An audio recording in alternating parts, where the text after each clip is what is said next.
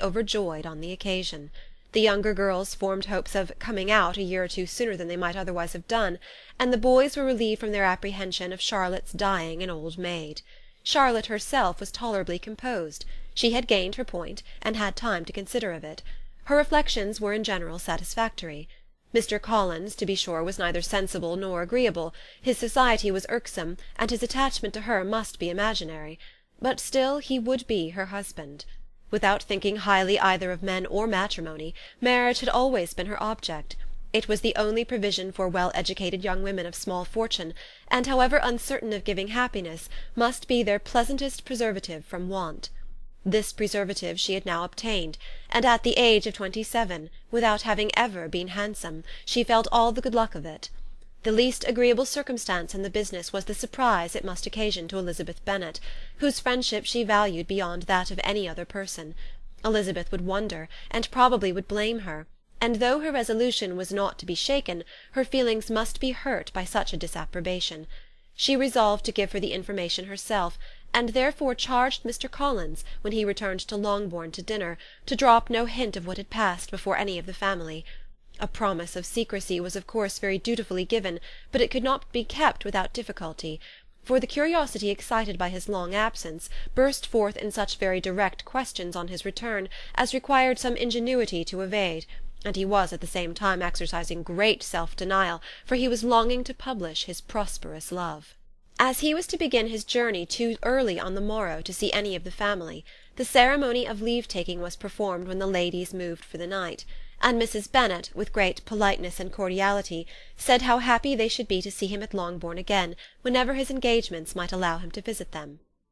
"My dear madam," he replied, "this invitation is particularly gratifying, because it is what I have been hoping to receive, and you may be very certain that I shall avail myself of it as soon as possible." They were all astonished, and Mr Bennet, who could by no means wish for so speedy a return, immediately said, "But is there not danger of Lady Catherine's disapprobation here, my good sir? You had better neglect your relations than run the risk of offending your patroness." "My dear sir," replied Mr Collins, "I am particularly obliged to you for this friendly caution, and you may depend upon my not taking so material a step without her ladyship's concurrence." "You cannot be too much upon your guard. Risk anything rather than her displeasure, and if you find it likely to be raised by your coming to us again, which I should think exceedingly probable, stay quietly at home, and be satisfied that we shall take no offence."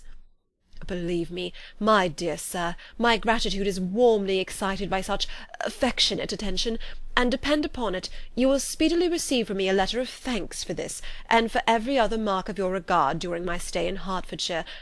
As for my fair cousins, though my absence may not be long enough to render it necessary, I shall now take the liberty of wishing them health and happiness, not excepting my cousin Elizabeth." With proper civilities the ladies then withdrew, all of them equally surprised that he meditated a quick return. Mrs Bennet wished to understand by it that he thought of paying his addresses to one of her younger girls, and Mary might have been prevailed on to accept him.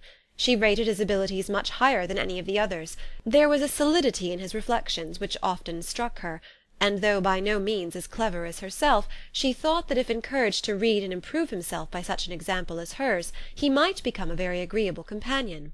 But on the following morning every hope of this kind was done away. Miss Lucas called soon after breakfast, and in a private conference with Elizabeth related the event of the day before.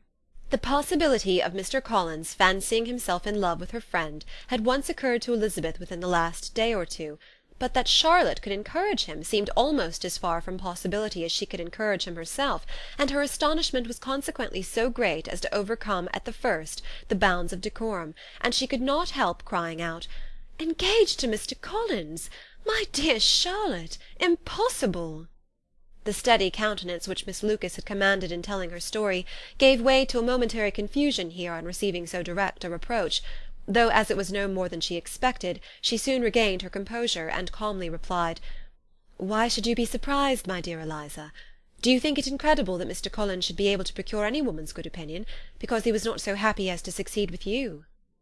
But Elizabeth had now recollected herself, and making a strong effort for it, was able to assure with tolerable firmness that the prospect of their relationship was highly grateful to her, and that she wished her all imaginable happiness. "I see what you were feeling," replied Charlotte. "You must be surprised, very much surprised, so lately as Mr Collins was wishing to marry you. But when you have had time to think it over, I hope you'll be satisfied with what I have done. I am not romantic, you know. I never was. I ask only a comfortable home, and considering Mr Collins' character, connection, and situation in life, I am convinced that my chance of happiness with him is as fair as most people can boast on entering the marriage state." Elizabeth quietly answered, "Undoubtedly," and after an awkward pause they returned to the rest of the family. Charlotte did not stay much longer, and Elizabeth was then left to reflect on what she had heard. It was a long time before she became at all reconciled to the idea of so unsuitable a match. The strangeness of Mr Collins making 2 offers of marriage within 3 days was nothing in comparison of his being now accepted. She had always felt that Charlotte's opinion of matrimony was not exactly like her own, but she had not supposed it to be possible that, when called into action, she would have sacrificed every better feeling to worldly advantage. Charlotte, the wife of Mr Collins, was a most humiliating picture. And to the pang of a friend disgracing herself and sunk in her esteem was added the distressing conviction that it was impossible for that friend to be tolerably happy in the lot she had chosen. Chapter 22